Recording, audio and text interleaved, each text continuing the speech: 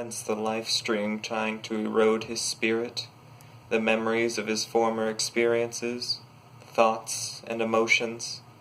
If he allowed himself to be taken into the current, the being he once was would soon disseminate and disappear amongst the spirit energy cycling around the planet. The man thought this unacceptable. The planet was to be his to rule, and to become a part of that system would be nothing short of defeat. The man sensed a large flux in the life stream, a sign of another, different defeat. When the life stream erupted onto the surface of the planet, the man thought that Cloud was no doubt certain of his victory. Cloud was the one who had twice sent the man into the life stream.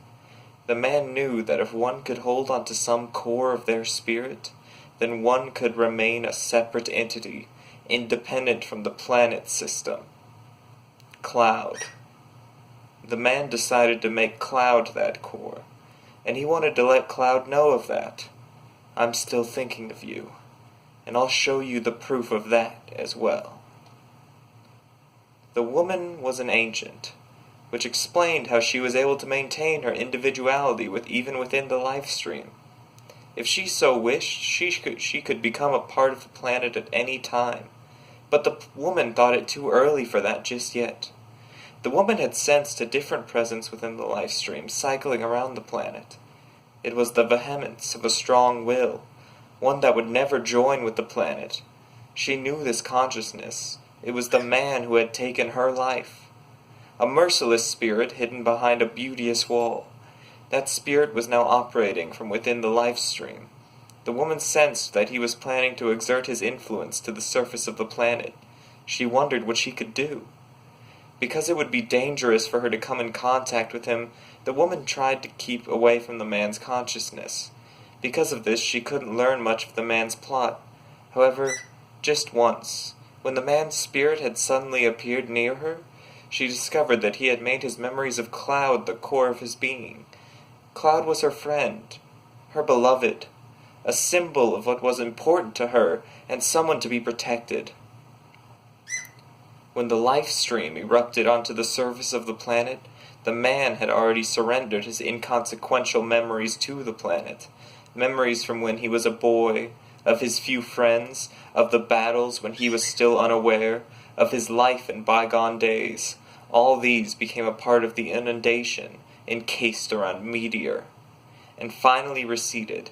At the same time, the core of his spirit and those memories deeply related to it moved from torrent to torrent and traveled around the land from city to city. When the people who were trying to escape, or those left unable to do anything but stand still, were enveloped by those streams, he had decided to leave them with his stigma.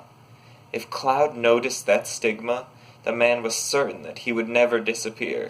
As long as Cloud remembers me, I can continue to exist, within the life stream and on the surface. Even if my spirit disseminates, even if just one fragment of a memory courses around the planet, in the end I can count on Cloud's consciousness to bring me back, the man thought.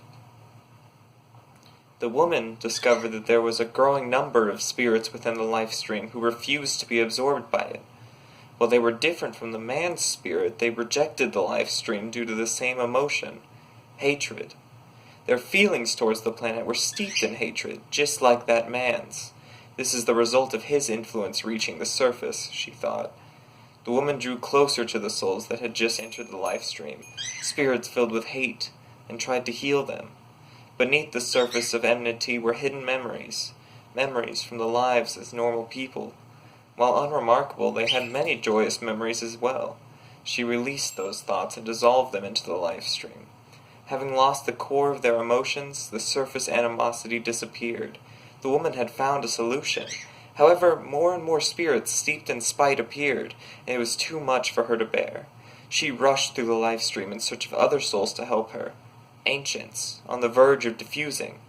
These fragments of consciousness accepted her undertaking, when she found fragments of consciousness of people she had once known. Pitifully few in number, she infused them with her own memories and sought their assistance. She had more spirits on her side now, but even so, the the hatred borne by that man did not decrease. She then thought of Cloud, living in his reality up on the surface. In order to reduce the hatred lingering in the life stream, she would have to remove the hatred flooding the real world. The woman wondered if Cloud would help her. However, that might lead to Cloud getting hurt as well. The Cloud she knew had a very fragile heart.